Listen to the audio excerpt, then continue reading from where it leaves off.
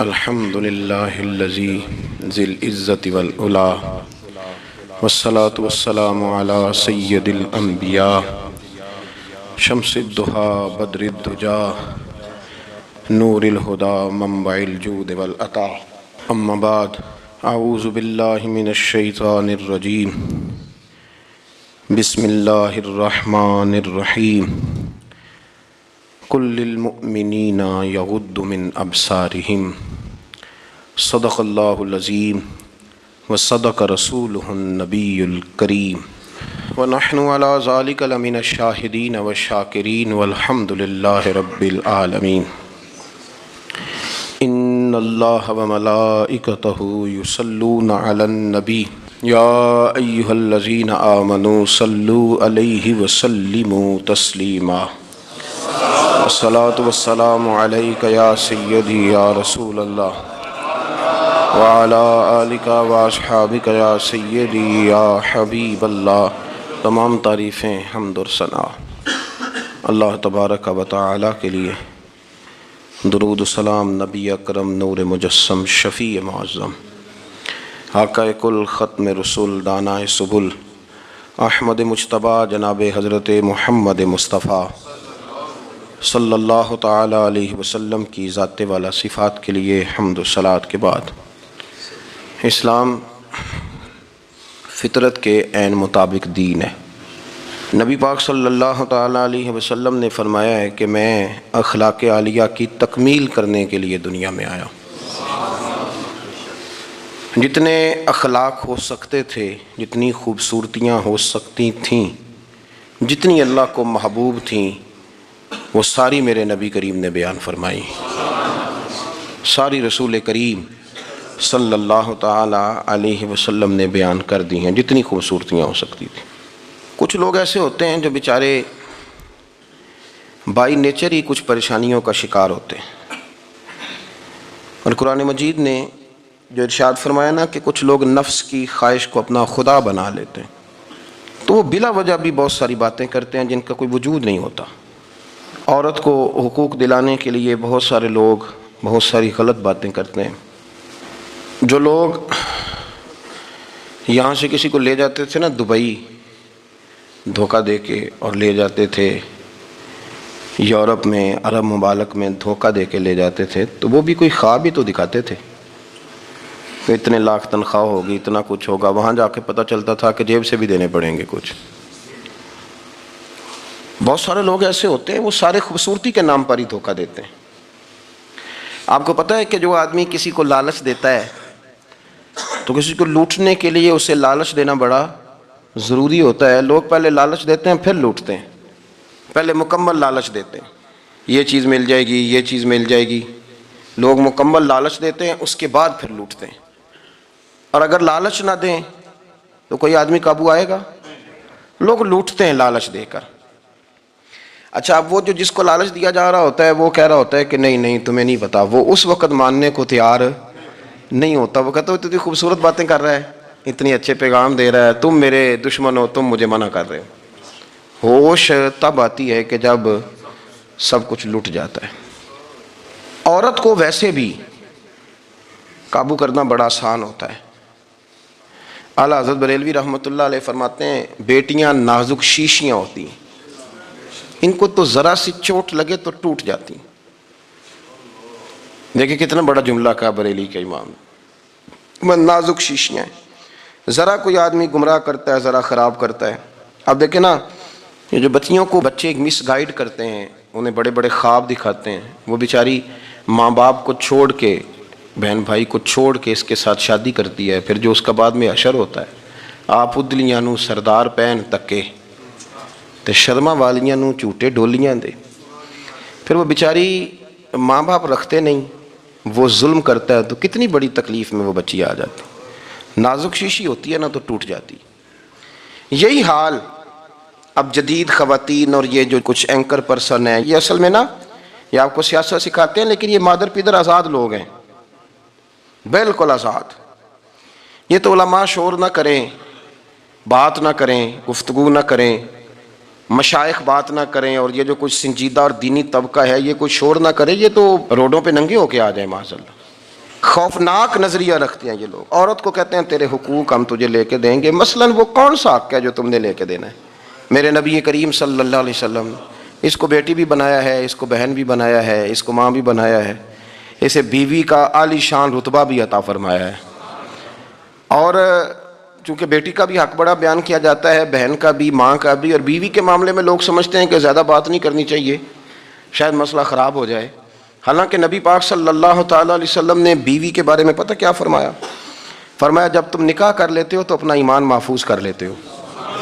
اب میں اس کی شرح نہیں کرتا, اب خود کر لیجئے گا کہ وہ ایک ایسی شخصیت ہوتی ہے کہ جس کی موجودگی میں آپ کا ایمان محفوظ ہے. اب میں نہیں سمجھتا کہ اس سے بڑی بات کوئی اور ہو سکتی ہے, جس کی موجودگی میں آپ کا ایمان. اور بھئی یہ حدیث پاک عرض کر رہا ہوں, نکاح جب کوئی کر لے تو اس نے اپنا ایمان مکمل کر لیا. اس کا معنی یہ ہوا کہ آپ کا ایمان محفوظ ہے اس کی موجودگی میں. تو اس سے زیادہ بھی, یعنی ایمان سب سے قیمتی چیز ہے نا, تو اس کے محفوظ ہونے کی وجہ حضور نے نکاح بیان کر دی. تو اب میرا خیال ہے بیوی اگر کوئی اس سے بڑا حقوق مانگے گی تو بیوقوفی کرے گی.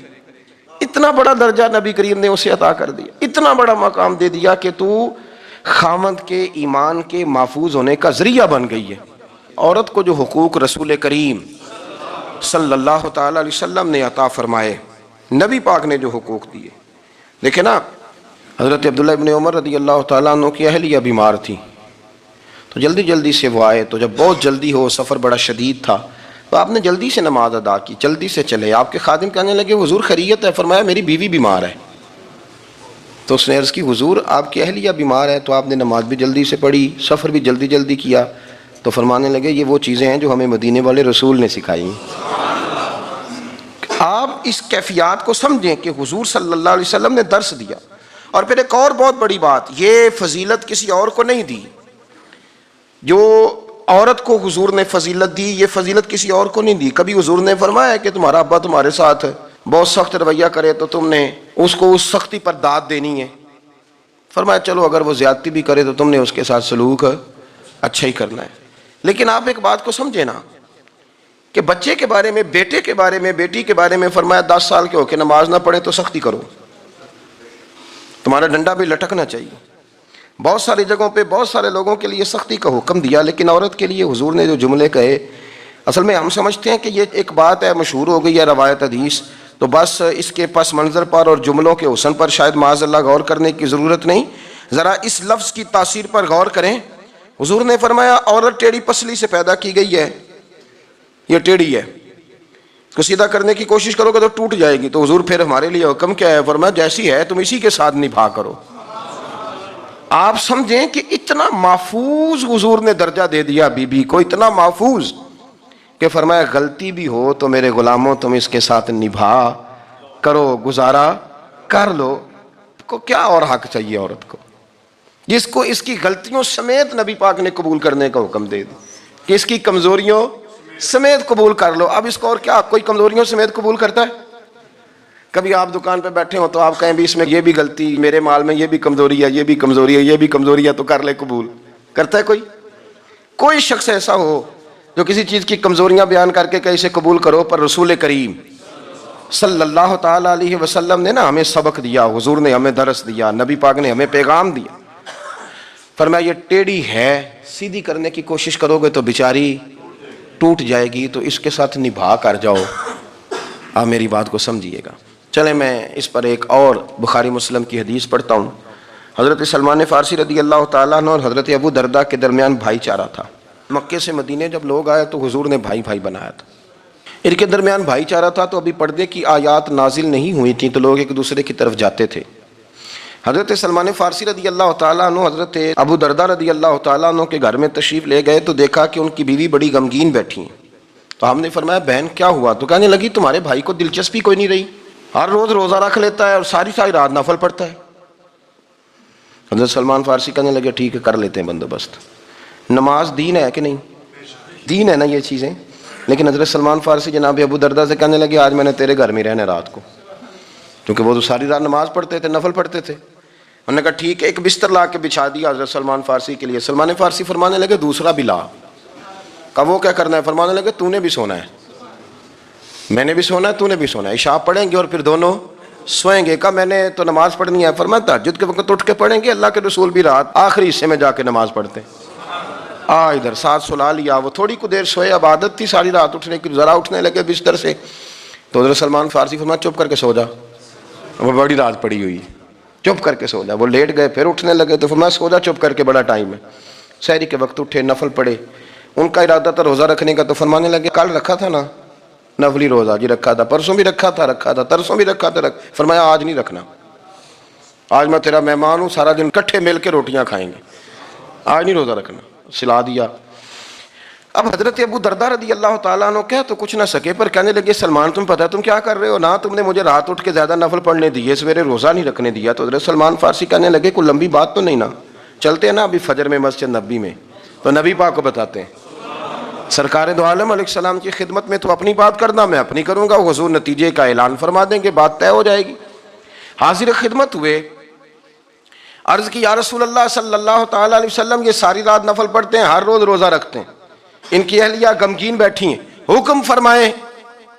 تو نبی پاک صلی اللہ علیہ وسلم نے فرمایا پھر ہوا کیا؟ یا رسول اللہ میں نے رات سلایا ہے، سحری میں اٹھایا ہے، سویرے روزہ نہیں رکھنے دیا۔ نبی پاک نے فرمایا سلمان فارسی نے ٹھیک کیا ہے، سلمان فارسی نے ٹھیک کیا۔ پھر حضور نے فرمایا، نبی کریم نے فرمایا ابو درداء تیرے اوپر اگر اللہ کا حق ہے، اس کے رسول کا حق ہے، دین کا حق ہے، تو فرمایا تیری آنکھ کا بھی تیرے اوپر حق ہے، تیرے وجود کا بھی تیرے اوپر حق ہے۔ یہ حضور نے فرمایا تیرے بچوں کا بھی تیرے اوپر حق ہے، تیری بیوی کا بھی تیرے اوپر حق۔ اس حق کو بھی سمجھے، حقوق اللہ بھی ہیں، پر تیری آنکھ کا بھی تیرے اوپر کیا مانا کہ تیری آنکھ سونا چاہتی ہے تو اسے سلا بھی، تیرے وجود کا بھی تیرے اوپر حق ہے، تو تیرا وجود آرام کرنا چاہتا ہے تو اسے آرام بھی کرا۔ اور پھر وہاں نبی پاک صلی اللہ علیہ وسلم نے فرمایا میں تم سب، سننا یہ لفظ حدیث کے، حضور نے اسی موقع پر فرمایا میں تم سب سے زیادہ اپنے رب کو جانتا ہوں اور میں تم سب سے بڑھ کر اپنے رب سے ڈرتا ہوں۔ حضور فرمانے لگے میں روزہ بھی رکھتا ہوں، افطار بھی کرتا ہوں، یعنی کبھی رکھتا ہوں اور کبھی نہیں رکھتا۔ فرمایا میں نفل بھی پڑھتا ہوں اور اپنی بیویوں کو وقت بھی دیتا ہوں۔ سرکار مسجد میں بھی آتے تھے، نواسوں کے ساتھ کھیلا بھی کرتے تھے، ان کے ساتھ پیار بھی کرتے تھے۔ تو اتنے بڑے حقوق حضور نے بیان فرمائے عورتوں کے کہ تمہاری بیوی کا بھی تمہارے اوپر۔ لو ایک حدیث بخاری کی اور یہاں بیان کر دیتا ہوں۔ ایک شخص نے آ کے عرض کی یا رسول اللہ صلی اللہ تعالیٰ علیہ وسلم جہاد کے لیے تیاری ہو گئی ہے، صفیں بن رہی ہیں، مجاہدین کی تیاری ہے، تو میرا بھی نام لکھ دیا گیا ہے مجاہدوں کی لسٹ میں، لیکن یا رسول اللہ صلی اللہ تعالیٰ علیہ وسلم میری بیوی نے حج کی تیاری کر لی ہے اور میرے دوستوں نے، صحابہ نے میرا نام مجاہدین کی لسٹ میں لکھ دیا، تو میرے لیے کیا حکم ہے؟ یہ بخاری مسلم ہے۔ تو نبی پاک صلی اللہ تعالیٰ علیہ وسلم نے فرمایا جہاد پہ کوئی اور چلا جائے گا تو بیوی کے ساتھ حج کرنے جا، اسے محرم کی ضرورت ہے، وہ تیرے بغیر کیسے جائے گی؟ مجاہدین کو تو اور مجاہد مل جائے گا، پر تو اپنی بیوی کے ساتھ جانا۔ نبی پاک صلی اللہ علیہ وسلم نے مرد کو محافظ بنایا ہے، عورت کو مرد کا قیدی نہیں بنایا، بلکہ عورت کو حفاظت عطا کی اور مرد کو اس کا محافظ بنایا۔ اب بچیاں آزاد ہونا چاہتی ہیں، اور آزادی بھی وہ والی کہ جو بنیادی طور پر آزادی نہیں، فحاشی ہے۔ میں نے بہت پہلے کہا ہے کہ اسلام بیٹیوں کو قیمتی سمجھتا ہے۔ جس بندے کے پاس 20 تولے سونا ہو وہ چوک میں لے کے نہیں آتا، وہ قیمتی چیز ہے، اس نے چھپا کے رکھی ہوتی ہے۔ تو جو نبی پاک صلی اللہ علیہ وسلم کا کلمہ پڑھنے والے بیویاں، اسلام انہیں قیمتی سمجھتا ہے، کہتا ہے کہ تم قیمتی ہو لہذا گھر کے اندر رہو، تم باہر نہ ہو۔ لیکن عورتیں ہیں کہ ان کو بلا وجہ لوگ خراب کر دیتے ہیں اور بلا وجہ وہ اس مغالطے کا شکار ہو جاتی ہیں۔ اب آگے بڑھتے ہیں۔ قرآن مجید نے سورہ نور کی آیت نمبر 30 میں کہا کہ کل للمؤمنین یغضوا من ابصارہم، فرمایا کہ اے محبوب علیہ السلام مومن مردوں سے کہہ دو کہ اپنی نظریں جھکا کے رکھیں، اپنی نظریں۔ اور اگلی آیت میں فرمایا وَقُلْ لِلْمُؤْمِنَاتِ يَغْضُضْنَ مِنْ أَبْصَارِهِنَّ، فرمایا کہ اے محبوب مومن عورتوں سے بھی کہہ دو کہ اپنی نظریں جھکا۔ مرد بھی اپنی نظر جھکا کے رکھے گا عورت کی طرف، لیکن یہ ساری پابندی صرف مرد پر نہیں، عورت بھی غیر محرم کا چہرہ نہیں دیکھے گی، اس پر بھی اسی طرح نظر جھکانے کا حکم ہے، جس طرح کہ وہ ہر دکاندار کو بھائی جان کہہ کے، بھائی جان کہہ کے گفتگو کرنے کی اس کو بھی اجازت نہیں ہے کہ وہ بھی وہ سمجھے کہ پابندی تو مرد نے کرنی تھی، میں نے تھوڑی کرنی تھی۔ وہ جس کے پاس جائے، جہاں بھی جائے، ڈاکٹر کے پاس جائے، باہر جائے، تو وہ جس طرح مرضی اس کا دل چاہے وہ بات چیت کرے، اس کی عورت کو بھی اجازت اسلام نہیں دیتا۔ بنیادی طور پہ اسلام شرم و حیا کا دین ہے، حیا کی بات کرتا ہے. حیا کی جب ہم تعریف کرتے ہیں تو حیا کی تعریف یہ ہے کہ کوئی کبھی چیز دیکھ کے نا تو آپ کی طبیعت میں کراہت محسوس ہو, آپ کوئی غلط جملہ منہ سے نکالتے ہوئے ذرا جھجکیں, آپ کوئی غلط بات کرتے ہوئے تھوڑا بوجھ محسوس کریں. ہمارے ہاں تیزی سے فروغ پایا ہے بے حیائی نے. سنگیوں کی محفلیں, یاروں کی محفلیں, اس میں غلیظ گفتگو ہوتی ہے الا ماشاء اللہ. جن دوستوں کو بڑی پاک صاف گفتگو کرنی چاہیے. دوستی کا رشتہ بڑا مقدس رشتہ ہے. جو یہاں ایک دوسرے سے پیار کریں گے جنت میں بھی اکٹھے داخل کیے جائیں گے. شرط یہ ہے کہ پیار اللہ رسول کی رضا کے لیے ہو, لیکن اس کے اندر اگر آپ کی گفتگو کچی ہو, کمزور ہو, فحاشی والی ہو, عریانی والی ہو.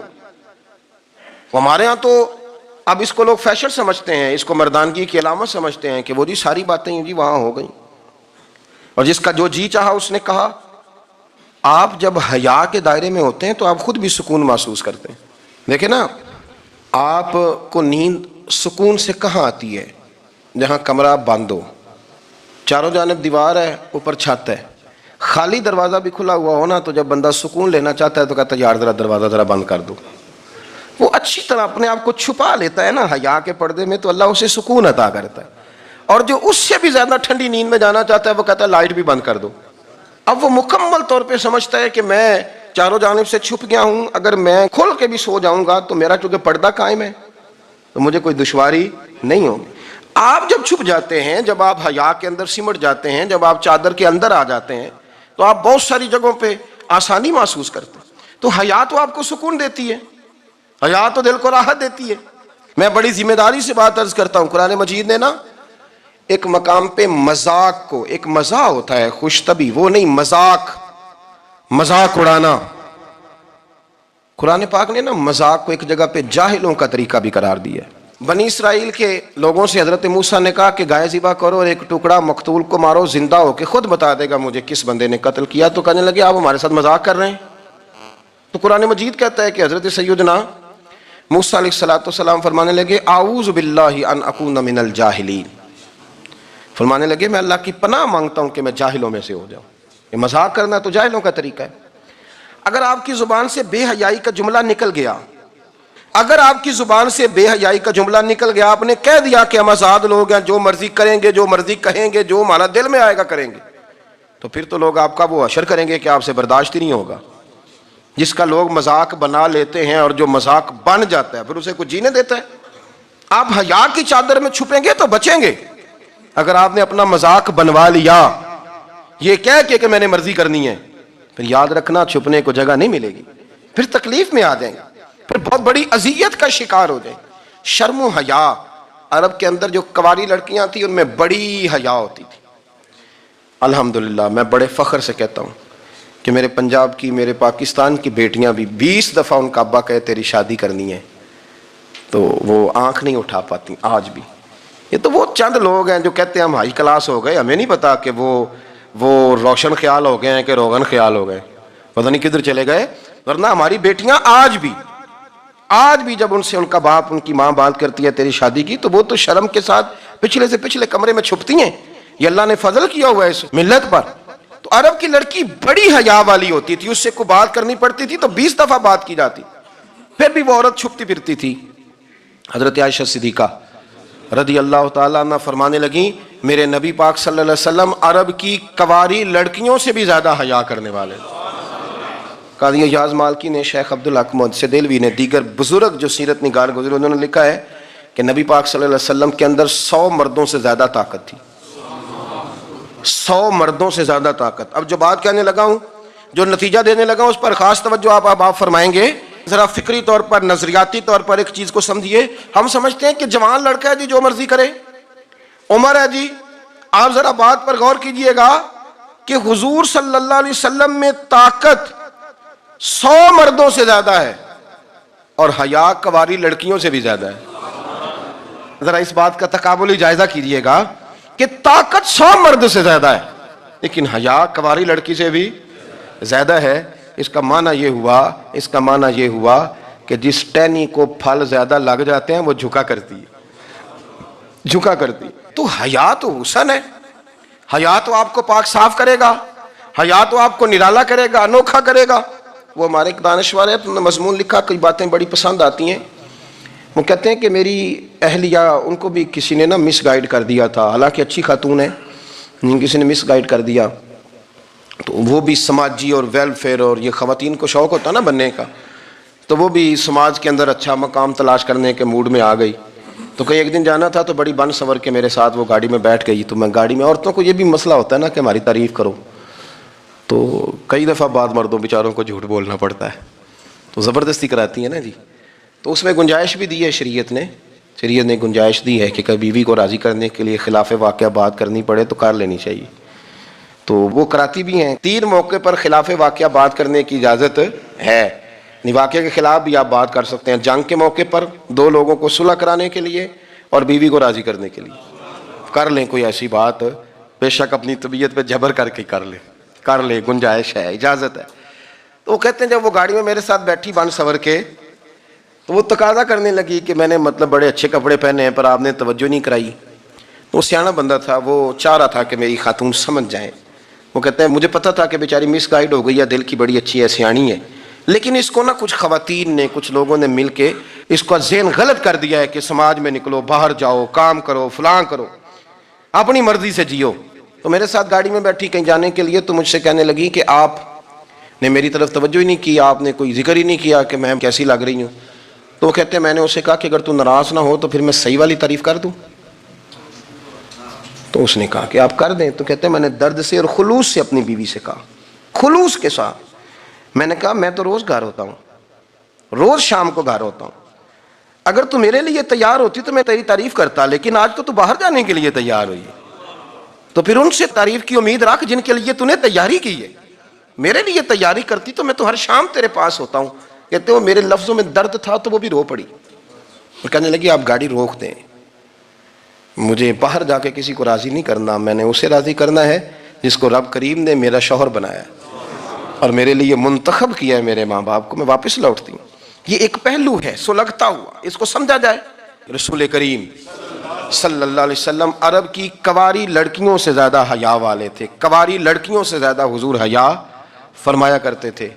جب خانہ کعبہ کی مکہ شریف میں تعمیر ہو رہی تھی نا، اہل عرب اس کو تعمیر کر رہے تھے، تو نبی پاک صلی اللہ علیہ وسلم اپنے چچا حضرت عباس کے ساتھ خانہ کعبہ کی تعریف میں مصروف تھے۔ تو عرب کے لوگ چونکہ لمبا کرتا پہنتے تھے پیروں تک، تو نیچے اگر کسی وقت کوئی چیز نہیں بھی ہوتی تھی تو کسی کو وہ نظر نہیں آتی تھی، چونکہ پردہ رہتا تھا، ایک لمبا کرتا پہنا ہوا ہوتا تھا۔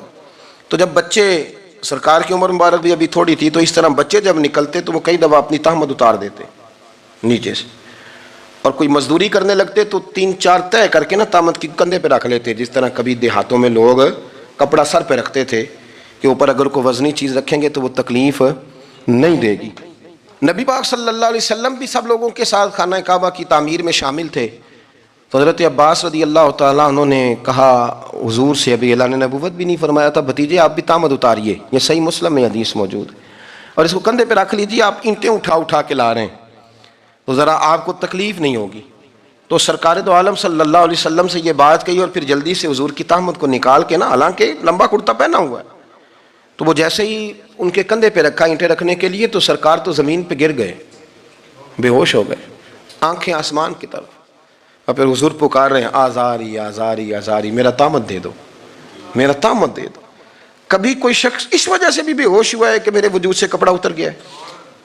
حالانکہ سرکار پر وہ بے ہوشی بھی نبی پاک کا وہ جو غلبہ ہے نا شرم و حیا کا، اس کی وجہ سے ہوئی، ورنہ تو حضور فرماتے ہیں کہ میری آنکھیں سو جاتی ہیں، دل تو میرا اس عالم میں بھی جاگتا رہتا ہے۔ تو سرکار زمین پہ تشریف لے آئے، آنکھیں میرا تہمت دے دو، میرا تہمت دے دو، تو جلدی سے انہوں نے تہمت دیا تو حضور نے باندھ لیا، پھر طبیعت مبارک میں تسلی ہوئی۔ یعنی ہم اس رسول کے غلام ہیں کہ جن کے تو وجود سے کپڑا اتر جائے تو حضور برداشت نہیں کرتے، قبول نہیں فرماتے، تکلیف شروع ہو جاتی۔ لیکن یہاں نوجوان ہیں اور بڑا قد کاٹ ہے اور بڑے بڑے سمجھدار لوگ ہیں، گرمیاں آتی ہیں تو شارٹ کپڑے پہن کے گھومتے ہیں، ان کو خیال نہیں کہ یہ وہ والا لباس ہے جو باہر تو کیا گھر میں اماں کے سامنے نہیں پہننا چاہیے، بہنوں اور بیٹیوں کے سامنے نہیں پہننا چاہیے۔ آپ کی گفتگو میں شرم و حیا ہو، آپ کے لب و لہجے کے اندر حسن ہو۔ آپ کو پتہ ہے نبی پاک صلی اللہ علیہ وسلم نے فرمایا میری امت میں سب سے زیادہ حیا کرنے والے عثمان غنی ہیں، عثمان غنی سب سے زیادہ حیا کرنے والے۔ آپ فرمایا کرتے تھے جب سے حضور کا چہرہ دیکھا ہے میں نے کبھی اپنی شرمگاہ بھی نہیں دیکھی، میں نے آنکھوں کا وضو نہیں توڑا، اور جب سے حضور کے دست مبارک میں میں نے بیعت کے لیے سیدھا ہاتھ بڑھایا تو پھر سیدھا ہاتھ میں نے کبھی گندگی کو نہیں لگایا۔ حیات، آپ باتھ روم کے اندر بھی غسل فرماتے تھے تو کپڑوں سمیت کرتے تھے۔ کسی نے کہا حضرت جی واش روم کے اندر کیوں نہیں کپڑے اتارتے؟ آپ فرمانے لگے باہر بندوں سے حیا کرتا ہوں، اندر جاتا ہوں تو رب سے حیا نہیں شروع ہو جاتا، وہ تو دیکھ رہا ہے نا۔ تو میں جو بات آپ کی خدمت میں عرض کرنا چاہتا ہوں اس کو آپ سمجھیے گا میرے عزیز، کہ شرم والا مزاج، گفتگو بھی شرم والی، آنکھیں بھی شرم والی، لباس بھی شرم والا، دوستی یاری بھی شرم والی، بہت ساری ایسی باتیں۔ دیکھیں نا آپ ذرا، میں نے کہا کہ باتوں کو سن کے گزر نہ جایا کریں، اس کی گہرائی پر غور کریں۔ حضور علم کا سمندر ہے، سرکار سے زیادہ علم دنیا میں کسی کے پاس موجود نہیں ہے، اور صحابہ کو موقع ملا ہوا ہے اس سمندر سے فیض لینے کا، لیکن ان کی حالت یہ ہے کہ حضرت علی المرتضیٰ فرماتے ہیں 14 دن گزر جاتے، حضور سے کچھ سوال پوچھنا ہوتا تھا پر میں شرم کے مارے نہیں پوچھ پاتا تھا۔ 14 دن بخاری شریف میں موجود ہے۔ ایک دن نبی پاک صلی اللہ علیہ وسلم نے پوچھا صحابہ سے کہ وہ کون سا درخت ہے جس کے پتے نہیں گرتے، اور وہ درخت اس طرح ہے جس طرح مومن ہوتا ہے، وہ درخت میرے مومن کی طرح بتاؤ۔ حضرت عبداللہ ابن عمر فرماتے مجھے پتا تھا کہ وہ کھجور کا درخت ہے، لیکن چونکہ ابو بکر صدیق بھی بیٹھے ہیں، عمر فاروق بھی بیٹھے ہیں، مولا علی بھی بیٹھے ہیں، عثمان غنی بھی بیٹھے ہیں، اتنے جید لوگ بیٹھے ہیں، تو مجھے حیا آتی تھی کہ میں کیوں جواب دوں۔ کہتے سرکار نے کئی دفعہ پوچھا، لوگوں نے کئی اور درخت بتائے، پر فرمایا تمہارا جواب درست نہیں ہے۔ آپ حیا کے اس پہلو پر غور کریں کہ سوال کا جواب آتا ہے، سوال کا جواب، یعنی مجھے سوال کا جواب آتا اور پھر میں دوں نہ، مجھے بدعزمی نہ ہو جائے گی؟ یہ کیسے ممکن ہے کہ میری رات گزر جائے مجھے پتا بھی تھا اور میں نے بتایا نہیں؟ بہت سارے لوگ آ کے بہت ساری باتیں بتاتے ہیں، بہت ساری باتیں وہ سمجھاتے ہیں، تو ہم غور سے ان کا چہرہ دیکھنے لگ جاتے ہیں، کہتے ہیں یار اس کا تو دعویٰ تھا کہ میں سمجھنے آتا ہوں، تو یہ تو ہمیں سمجھا رہا ہے، چلو الحمدللہ ہم سمجھنے کو تیار ہیں۔ لیکن میرے عزیز پتہ بھی ہے جواب کا، علم بھی ہے، لیکن فرماتے ہیں میری حیا نے مجھے اجازت نہ دی کہ میں جواب دوں۔ آپ فرماتے ہیں پھر حضور سے صحابہ نے عرض کی کہ یا رسول اللہ آپ ہی بتا دیں وہ درخت کون سا ہے، تو حضور نے فرمایا بھائی وہ کھجور کا درخت ہے۔ تو آپ فرماتے ہیں میں دل ہی دل میں کہہ رہا تھا کہ الحمدللہ میرا جواب درست ہے، حالانکہ میں نے جواب دیا ہی نہیں۔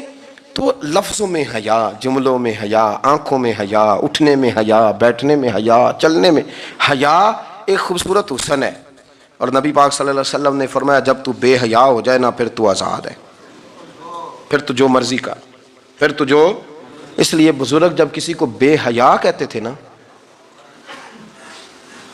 اللہ اکبر، اور جب کسی کو کہتے تھے نا یہ بے حیا ہے تو لوگ سمجھتے تھے کہ کوئی ہلکی سی بات کر دی ہے، لیکن ان کا معنی یہ ہوتا تھا کہ بس بھائی اب اس کے ساتھ کوئی کلام کرنے کی ضرورت ہے، اس کو اب اصلاح کی ضرورت نہیں، یہ بے حیا ہے۔ کیا معنی؟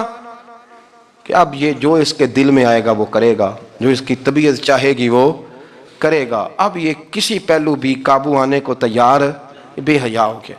بے حیائی بہت بڑا عیب ہے، اور جو لوگ کہتے ہیں کہ ہمیں بالکل آزادی ہونی چاہیے، ہمارا اپنا جسم ہے تو ہماری اپنی مرضی چلے گی۔ ایک وزیر صاحب ہیں، پتہ نہیں میں ان کو جانتا تو نہیں، انہوں نے سینٹ میں تقریر کی ہے، میں نے ان کی بات سنی ہے، اس نے کہا نہیں بھائی جسم رب کا ہے تو مرضی بھی تو رب کریم کی چلے گی، اور مرضی بھی، یہ مرضی بھی اللہ کی۔ یہ مجھے تھوڑا سا مسئلہ ہے جسم پر، کبھی کبھی مجھے کثرت سفر سے الرجی ہو جاتی ہے۔ میرے ساتھ لوگ نا دل سے پیار کرتے ہیں، شاید ہی کوئی اچھا ڈاکٹر ہو جس تک میرے سنگی مجھے لے کے نہ گئے ہوں، پر جسم اللہ کا ہے نا، مرضی بھی جب وہ چاہے گا صحت دے گا۔ کیوں کچے کاموں میں لوگ پڑ گئے، کیوں غلط لوگ سوچ میں پڑ جاتے ہیں، یہ اسی کا ہے، اور جب وہ چاہے گا، آپ اس بات کو اچھے طریقے سے سمجھ لیں کہ جو اپنی مرضی چوکوں چوراہوں میں کر رہے ہوتے ہیں نا، جو مرضی گاندمند، وہ جانور ہوتے ہیں، وہ جانور ہوتے ہیں، جو نہ چوک دیکھتے ہیں نہ گلی دیکھتے ہیں، نہ انہیں پتہ ہوتا ہے کہ جگہ کون سی ہے، وہ انسان ہے۔ میں نے کہہ دیا جو میں نے کہنا تھا، میں نے کہہ دیا، وہ جانور ہوتے ہیں۔ اور جو کچھ انسان ہوتے ہیں نا، ان کے اندر کچھ نہ کچھ پھر شرم حیا بھی ہوتی ہے، وہ چوکوں چوراہوں میں وہ حرکتیں اور وہ کام نہیں کرتے جو جانور کرتے ہیں۔ ان کے لیے بڑے پردے ہوتے ہیں، ان کے لیے بڑی باتیں ہوتی ہیں، ان کے لیے بڑا کچھ ہوتا ہے۔ جو بالکل آزاد ہو جائے، کوئی پتہ نہ ہو کس وقت کیا کہنا ہے کیا کرنا ہے، تو پھر وہ دائرہ انسانیت سے خارج ہو جاتا ہے۔ ہم آپ کو کیا دعوت دیں؟ آپ تو وہ باتیں کر رہے ہیں جو اسلام کا انسانیت کے حق میں بھی ٹھیک نہیں، آپ تو وہ والی باتیں کر رہے ہیں۔ جن کا انسانیت بھی تقاضا نہیں کرتی کہ یہ باتیں ہونی چاہیے. لیکن ایک بات، میں تو جذباتی نہیں ہوتا، میں بڑے غور سے چیزوں کو دیکھتا ہوں، سنتا ہوں. اور نہ میں ان موسمی مینڈکوں کی، وہ مجھے عاتق صاحب کہنے لگے جی بڑے بڑے مولوی ایک بندے کے ساتھ بیٹھے ہوئے ہوتے تھے اور وہ روزے میں بڑے بڑے درس دیتا تھا تو وہ بھی فلانی فلانی حرکتیں کر رہا ہے. تو میں نے کہا ہم نے تو پرانا کہا تھا کہ موسمی مینڈک ہے، تو پرانے کہہ رہے ہیں کہ اداکار ہے، تو وہ جہاں کاسٹ کریں گے وہاں وہ اداکاری کرے گا. آپ کسی مذہبی جگہ کر لیں تو وہاں کر لے گا، کہیں اور جگہ کریں گے تو ہم تو پرانا کہہ رہے ہیں. تو کسی کو کبھی سمجھ آتی ہے تو کسی کو کبھی اور جگہ جا کے سمجھ آتی ہے. ہم ان لوگوں سے پریشان نہیں ہوتے. کیوں؟ سن لیں، کوئی مایوسی نہیں. ان کے اندر جتنا زور ہے وہ لگائیں. یہ ملک بنا ہے رسول اللہ کے نام پہ، یہ اللہ نے تحفہ دیا ہے امت مسلمہ کو. یہ نبی پاک کے نام پہ بنا ہے تو یہاں جھنڈا بھی وہی والا بلند ہونا ہے جو مدینے والے رسول کا جھنڈا ہے، اور یہاں وہی کام چلے گا جو نبی پاک نے بیان فرمایا. تو اس طرح کئی لوگ آتے ہیں، وہ شور شار کرتے ہیں، چلے جاتے ہیں. اتنے نہ پریشان ہوا کریں. بہت سارے لوگ تو بیچارے اس قابل بھی نہیں ہے کہ ان کا نام لیا جائے. مطلب اتنا ہم ان کو اہمیت دے دیں، ان کا ذکر کریں، ان کا نام لیں، ان کی بات کریں. وہ بیچارے اس قابل ہی نہیں ہے، مطلب سٹیٹس ہی نہیں ہے ہمارا. اتنے فارغ ہیں ہم کہ اب جو بندہ آئے گا کہانی چھیڑے گا تو ہم چھیڑ جائیں گے. اور بھائی اللہ کا فضل ہے الحمدللہ تعالی، لوگوں نے بڑا شور کیا اور بڑے زمانے سے دنیا شور کر رہی ہے، اور اللہ کے گھر مسجدیں بھری ہوئی ہیں. مسجدیں بھری ہوئی ہیں. ہماری بیٹیاں پردے کرتی ہیں، پردے کو پسند کرتی ہیں، وہ حجاب میں رہتی ہیں، وہ سمجھتی ہیں کہ ہمارا اصل حسن کیا ہے. تو یہ پراپیگنڈا پرانا چلا آ رہا ہے. اس کا اللہ کے فضل سے امت مسلمہ پہ نہ کبھی اثر ہوا ہے اور نہ کبھی ہوگا انشاءاللہ. اللہ تعالی ہمیں حق پر استقامت عطا فرمائے.